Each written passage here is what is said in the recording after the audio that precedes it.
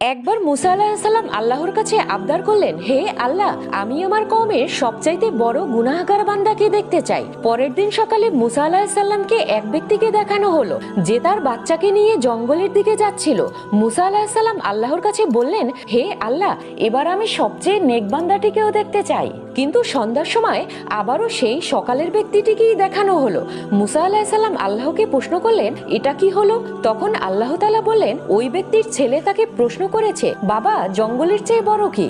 বাবা বলল, পাহাড়। ছেলে বলল, পাহাড়ের চেয়ে বড় কি? বাবা বলল, আসমান। ছেলে বলল, আসমানের চেয়ে বড় কি? বাবা কেঁদে দিয়ে বলল, তোর বাবার গুনাহ। ছেলে বলল, গুনার চেয়ে বড় কি? বাবা খুশি হয়ে বলল, আমার আল্লাহর রহমত আর ক্ষমা। আল্লাহ তাআলা ইজ্জতের সাথে বললেন, হে মুসা, ওই ব্যক্তির অনুশোচনা এবং আমার প্রতি অগাধ বিশ্বাসে আমি এতটাই খুশি হয়েছি যে তাকে গুনাহগার থেকে নেক বান্দা বানিয়ে দিয়েছি। সুবহানাল্লাহ।